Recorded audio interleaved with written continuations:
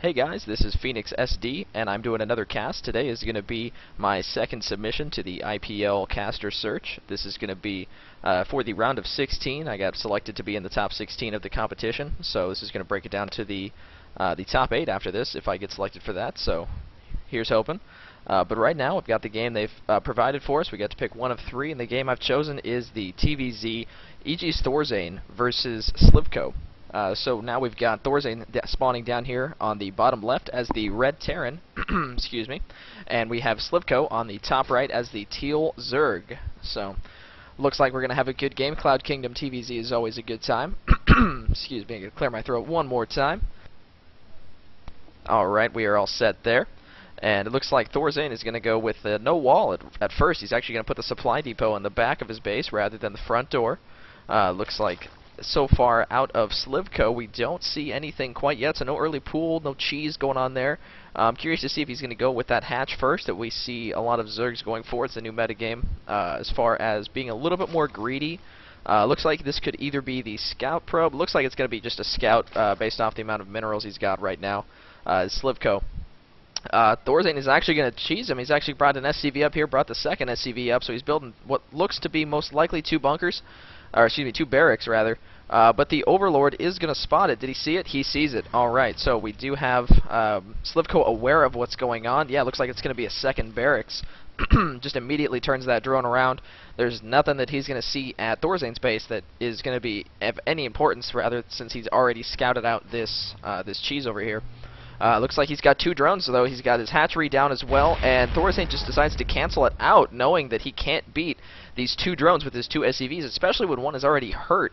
Looks like he's just going to pull back now and try to rebuild at his main. He's actually going to go straight for that command center. He's saving up to get to 400.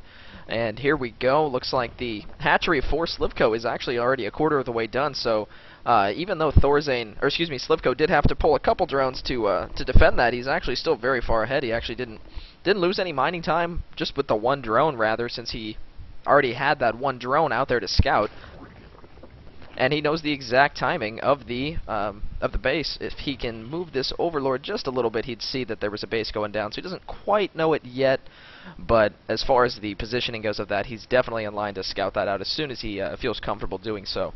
A lot of Zerg players will leave this here for nearly the entire game, unless a medevac or Viking flies over, anything like that, even if they lift up a barracks, because it's generally not an area where you put too much attention into, but you can get a lot of scouting information from it. You can see when timings come out, they have to go through these rocks, they have to at least come out of this choke point, unless they're air unit, obviously. But it looks like so far we do have the spawning pool down, 2 queens getting pumped out, and we do have the command center almost finished up here for Thorzane. Looks like he's going to go with a full barracks wall off, which is actually pretty interesting, considering that you can't actually just maneuver quickly through it. Unlike supply depots where you just lower them all at once and you're not losing anything by doing that. To get through this wall, you're going to have to lift up your whole barracks. You're stopping production with that barracks, but then you also have to take the time to actually lower the barracks back down to make sure it's placed properly. With a supply depot, you can just kind of like box click and hit R and it's popped back up. With the barracks, you got to make sure you click that one specifically, hit L, and then click back down, line it up with the tech lab or the reactor, what have you. You don't want to accidentally lift off 2 more barracks instead of landing the one that's already in the air. Still no gas out of Thorzane, actually. He's just building up his supply depots back here. I'm a little curious. He's actually, it looks like he's probably just taking the tower at this point. Yeah, Slivko is going to pull his lings back.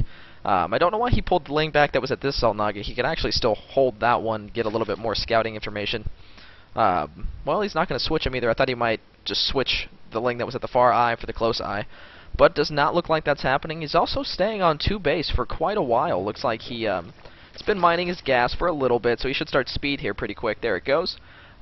Creeping out a bit, but nothing too crazy. It looks like Thorzane is actually going for a stronger marine timing, just a 3 barracks, nothing too crazy, but he is going to put on a little bit of pressure. It's actually, yeah, exactly. He's going to do a small amount of pressure just to make sure that Slivko knows, hey, you know what, I'm still here, I'm not as far behind as you think I am, and you know what, I'm actually going to expand to my 3rd behind this, as Slivko takes his 3rd base as well. So he's only got 5 Marines over here, 6, 7, he's actually got 8, 9, 10 total coming out. He does not get the drone, which is okay. The cancel on the hatchery is what he was really going for. He did drop down 2 gas just now. He's double muling at his natural just to kind of get that going.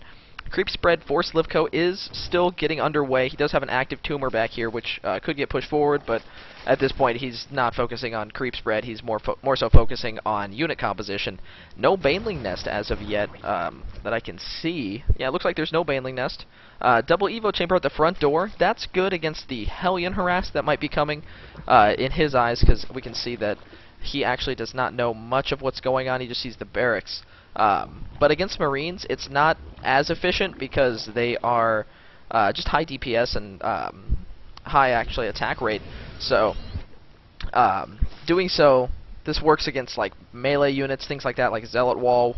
Zealots against this would be well done. Hellions because they don't do too much damage to structure. But against Marines, they can kind of DPS that down pretty quick. So I don't know if it was necessarily to defend those Marines, but it was more so to give himself a little bit of a buffer zone so the Marines had to choke point in rather than just sprint in and run back and forth. He is going to try to deny this third base that has not actually picked up or landed over here yet, so he's just checking the timing of it. Getting his own third is Slivko. He's getting his macro hatch, getting up to lair tech as of right now, getting +1 melee and ground armor, which is actually going to help him very well with this Ling composition he has right now. He doesn't have too many units on the field. Let's see how many he has here. Yeah, 20 Zerglings versus 18 Marines. The Marines would win in this fight considering they... let's see, actually, do they have combat shields? They do not have combat shields. He's going for Stim first, and there's the combat shield upgrade now. I was wondering why he hadn't started that yet. That's actually... it's arguable which one's more important, early game combat shields or Stim. I'd go forward and say that probably combat shields because you don't have the medevacs to really benefit from that Stim. If you get the Stim baited out, you have no way to heal, so you basically just lost a bunch of life for nothing. But the barracks is still up in the air, and the Lings stream in, picking off a couple Marines here, and he is actually going to go straight for the SCV line, and the Marines are already on their way back. You saw the timing with that Overlord I mentioned earlier. He just runs right into the main base, picking off SCVs left and right. He's still got creep down here at the third base, so there's no way that's going to land. Let's see, the Lings are still in base. All these Marines are still coming in, trying to figure out the best way to take out all these Lings. But there are a lot of +1, or excuse me, 1/1 Zerglings in here. What? Let's see, did he actually finish that upgrade yet? Oh, it's not quite done, so those Lings were not +1. But there are still a ton more in here. Looks like they just managed to hide down at the natural. Let's see. Okay, so he has recovered. He does have a ton of SCVs up here. He did have to stop mining at his main and his natural. Did Thorzane. Looks like, okay, so he has recovered. Those few Lings hitting the barracks didn't do pretty much any damage. I mean, they put it in yellow, but at this point, I mean, you can just heal that up. You don't even really need to. But he does need to land that barracks. This is what I was talking about. With the supply depots, you can just kind of throw it up, like throw your box, click it, and hit R, and you're set. It'll pop right up. You don't need to worry about it. The extra health on the barracks do make them a little bit more efficient versus Zerglings. But just as far as getting your own army out of that situation, getting your own army out onto the field and into a better situation, excuse me, is just not the best thing. But we do have another attack going down here. Looks like the Overlord that was in here is dead actually at this point, but the creep spread is not, so Thorzane can still not land that. We do have a huge engagement up top. Looks like all these Banelings and Marines are just gonna, or Banelings and Lings are gonna tear through these Marines and tanks. And Thorzane is still gonna kite killing as many Zerglings as he can. They are 1/1, and so are the Marines. Do they have the combat shields upgrade yet? It looks like they do. They have. I know they have Stim. They also have the combat shield, so he is set with his Marine upgrades.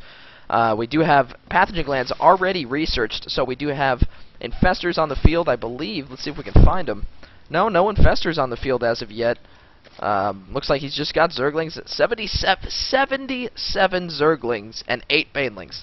That is a unit composition, folks. That is a very unique and broad unit composition, as Slivko goes up to his 4th base here, and Thorzane just now takes his 3rd. So Slivko is definitely ahead. You can even look at the supply. It's 133 to 85.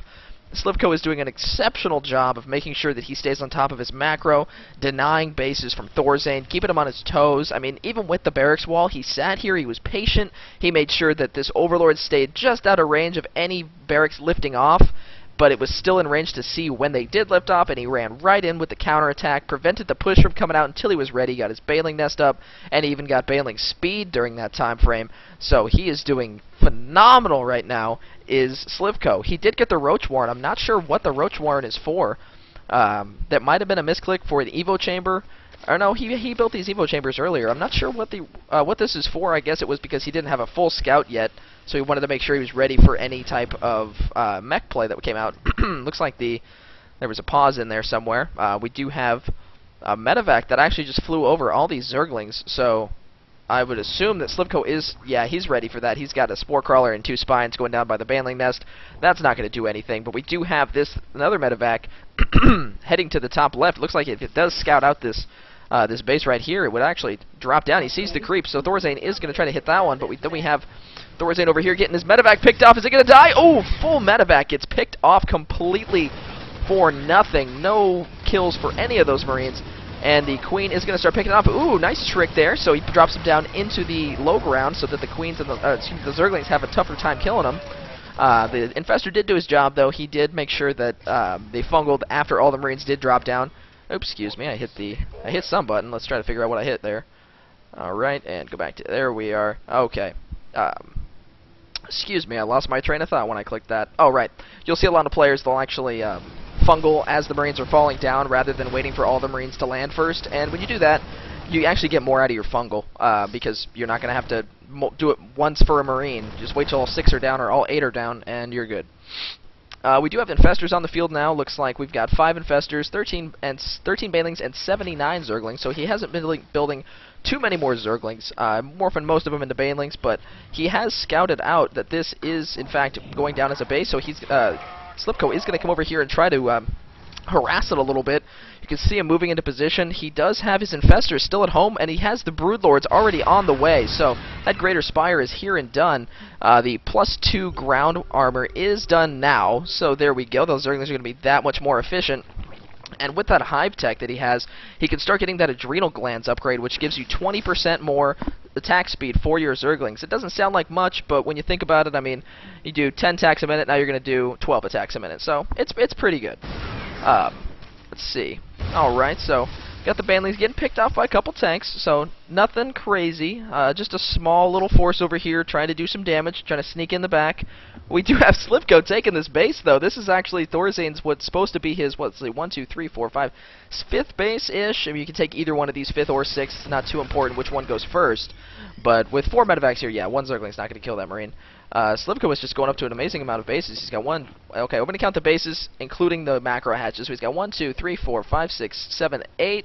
So 7 mining bases once these pop up and he gets some drones there, and 8 hatcheries total.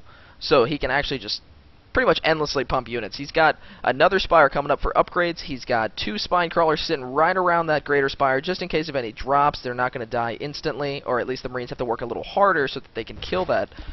We do have him moving out right now with a good amount of Corruptors, actually. They are unupgraded, though, so that is a little bit scary because those Marines on the ground, let's see what their upgrades are. I know that they're actually doing pretty well here. I can't even find one Marine. Let's see. Give me a Marine. There we go. So they're 2-3. They will be 3-3 here pretty quick, but this Infestor Broodlord Corruptor army, there's not too many Infestors, but this is still pretty scary. If you don't have that many Vikings, which it looks like Thorzane's got a good amount of Vikings. Let's see, so far he's got 12 Vikings over here. He is actually picking off this hatchery. This Corruptor is going to destroy that medevac, and the Fungals come down, the Broodlords pick off the rest of the Marines, and that's all she wrote there. Looks like there is a base deny up here for Thorzane, though. Slivko is just sitting here saying, nope, that's not going to happen, man. I told you, you're not going to get this base. Oh, and all the Banelings get picked off before Slivko can react, so actually Thorzane is going to get that base. We have 1 base not mining. Let's see. Yeah, he's only got 2 bases that actually don't have any mining going on them. So yeah, I mean, he's actually being very efficient with his macro right now, getting his air upgrades as well. This is going to go down, which is okay. Thorzane, I don't believe he knows that there's a base here, but I don't think he's aware that. Oh, with the scan, I was going to say I don't think he's aware that there's units sitting at it, but now he knows, so he can't just push in there with a couple Marines and pick it down like he just did with the 4th base of Slivko. Excuse me, 5th base. But yeah, it looks like there's a couple drones getting over there now, so they are going to start mining, throw up a bunch of Spore Crawlers. Yeah, when the base is right here, I mean, you want to make sure the drops don't just walk right over the top and kill you. So I mean, at this point, oops, I turned off production tab. I apologize. At this point, I mean, we have 2 more Infestors coming out, getting some upgrades. Got the Air Carapace 2. ground armor 3, ground melee 3. He's just macroing at this point. Nothing, no big engagements, but it looks like Thorzane's done waiting. He wants to push in with a huge force of Marines, but he needs to watch it. These Banelings are coming right in, and they're going to get him. Oh, he does an amazing pickup. He gets, what is that, 8, 16, 24 Marines off the ground. So only a few Marines that were in that fight actually fall. He does drop them back down. I don't know if that was the best decision. Okay, it looks like Slivko is going to back off, rather, so it's not going to be too critical that Thorzane dropped those down. He just wants to get the heal, make sure that the stim wasn't too inefficient. He can get the medevacs, heal them up, and they can live to stim again another day. Alright, so Thorzane knows exactly what composition he's going against. That +1 attack is going to be vital against these Marines on the ground. When you actually hit a Marine... Oh, wait. Pause. And... Okay, so he just Baneling busted, Slivko just Baneling busted an entire planetary fortress down. That definitely puts Thorzane behind, but when you keep in mind he's actually got 5 command centers building right now, I don't think he's too concerned with how much money he's spending. He's got 17 Vikings, and he is definitely prepared for this. The only thing I would like to see is a Ghost Academy. If Thorzane can get a Ghost Academy, he can nullify all of these Infestors, which are going to be the unit that's going to do all the damage to him. You think about it, the Corruptors are great, they're going to do a lot of damage to Vikings, but the Infestors are the ones that kill all the Marines. If the Vikings have to clump, the Vikings clump, then they get fuggled, and that's even worse. So if you nullify the Infestors, the Vikings, you don't even have to micro them. You can just run them at the Corruptors, and if you have enough of them, you're going to win. But it looks like this engagement, he's just done waiting. We do have another big attack coming down up here for Thorzane. He's just pushing into the main base. Looks like we're going for, I guess it's a base trade, but it's not very efficient for Thorzane. I mean, oh, and there's all the ghosts, and the Ghost EMP everything. I must have missed the Ghost Academy, but everything goes down. All the Infestors have no fungals. This guy can't even fungal. He's dead. They fungled one time on the Vikings, but everything's going down. There's so many Vikings. There's 19 of them. And all the Corruptors go down. The Broodlords are down. There's Ravens on the field. Just every type of unit that is just counter Broodlord Infestor is on the field. And all these Marines in the main are just tearing them up. The Banelings are coming in, but they gave it in a straight line, so they didn't do any damage. They killed maybe 2 Marines. And the Infestors are sitting here by themselves saying, what am I going to do? I'm going to burrow, but there's a Raven. And then the scan goes down, the Manor scan that has no purpose with a Raven sitting in the immediate area. And the Lings are streaming out of the base, but it doesn't matter because there's 3 medevacs there. And there's the GG from Slivko. An amazing play by Thorzane with the Ghosts to just completely destroy all the Infestors, take all their energy. They're completely useless. There was one that got a fungal off before that happened, or rather just after. And that was an amazing game. I'm so glad that's the replay they sent. That was just so much fun to cast and so much fun to watch.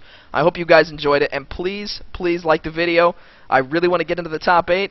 I feel like I could be a great addition to IPL, so please, if you like my video, if you like my cast, even if you just like my voice, please hit the like button, and I do appreciate it. Thanks, guys.